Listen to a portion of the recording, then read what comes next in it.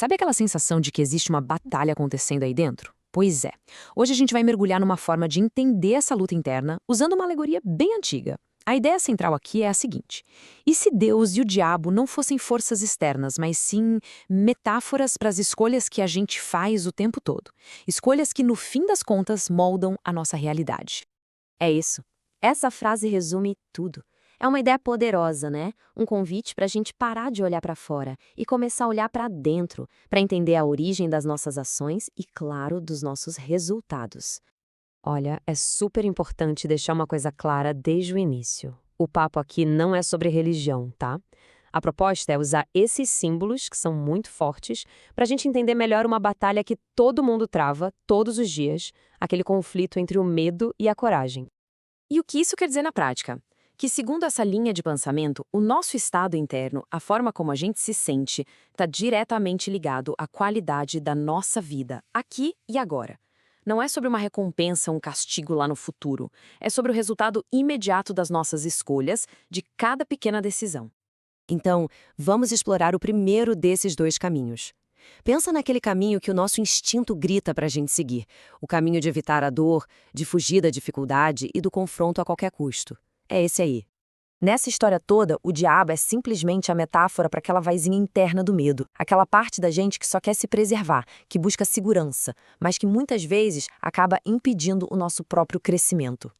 E como é a paisagem desse caminho? Bom, ela é marcada pelo vitimismo, pela pena de si mesmo, por um monte de desculpas para não agir, por vícios que servem de escape da realidade.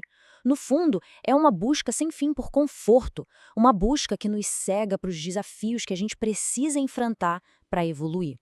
E essa imagem da rampa é perfeita, né? Pensa bem, descer uma rampa é fácil, não exige esforço, a gravidade faz o trabalho, no começo parece até o paraíso. O problema? Uma rampa sempre, inevitavelmente, leva para baixo. Leva para um lugar de estagnação e de tormento. Certo. Agora vamos para o caminho totalmente oposto. Um caminho que não é automático, não é instintivo, pelo contrário, ele é intencional. Ele exige esforço e uma decisão consciente a cada novo passo. O que eu acho mais interessante aqui é como a coragem é definida. Não como um sentimento, sabe? Ou um traço de personalidade que alguns têm e outros não. Não. Aqui, coragem é uma escolha. Uma escolha racional de agir contra o nosso instinto mais básico, que é o de recuar. E esse ato de coragem é quase um processo, um passo a passo. Primeiro, é preciso confrontar o desafio, olhar para ele. Depois, vem a escolha pela ação mais difícil. Aí, é preciso aguentar o tranco, suportar a luta. E o resultado final? A conquista da verdadeira liberdade. E aqui a metáfora fica completa. Se o medo é uma rampa confortável que leva para baixo, a coragem é uma escada íngreme e difícil. Cada degrau é um sacrifício. Subir essa escada, muitas vezes, parece um inferno, mas é o único caminho que leva para cima, em direção ao crescimento e ao domínio de si mesmo. Ok, os caminhos são bem diferentes, mas e o destino final? Onde cada um deles leva? O que se ganha e o que se perde em cada uma dessas escolhas? O contraste é gritante. O preço do medo é a escravidão. É se tornar refém dos próprios impulsos, dos próprios hábitos. O resultado é ansiedade, depressão, estagnação. Já o prêmio da coragem, apesar do caminho difícil, é a liberdade. A liberdade de poder escolher, o autodomínio e um tipo de satisfação que vai muito além do conforto imediato. Essa frase, nossa, ela resume a experiência de cada caminho de uma forma brutal, mas perfeita. Viver com medo é como morrer um pouquinho a cada dia, sabe? É uma vida que não é vivida em sua plenitude. Já viver com coragem é viver de verdade, até o fim. E tudo isso vai se amarrando numa conclusão bem poderosa. Esse conflito interno, essa briga entre medo e coragem, não é só um detalhe da vida. Segundo essa filosofia, essa é a luta central que define a nossa existência. Existe até um nome para explicar essa lógica de causa e de efeito: a teoria do fruto envenenado. A ideia é bem simples, na verdade. Ações que nascem da coragem, as ações virtuosas, constroem.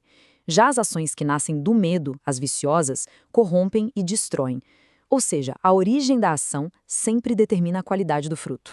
E talvez este seja o ponto mais importante de todos. Essa visão coloca a responsabilidade totalmente nas nossas mãos. As circunstâncias, os problemas, eles existem, claro, mas o que realmente define o nosso destino é a forma como a gente escolhe responder a tudo isso.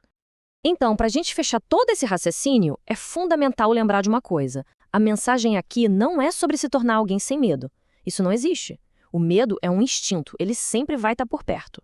A verdadeira força, a verdadeira virtude está na capacidade de sentir o medo, de reconhecer ele ali e, mesmo assim, fazer a escolha racional de avançar. É nesse ato de desafiar o próprio instinto que mora o poder de construir uma vida com mais liberdade e significado. E essa reflexão toda termina com uma pergunta. Uma pergunta não para ser respondida em voz alta, mas para ficar ecoando. Porque, no final das contas, essa batalha entre a rampa confortável e a escada difícil não acontece num grande momento heróico, uma vez na vida. Ela acontece agora, em cada pequena decisão do nosso dia a dia.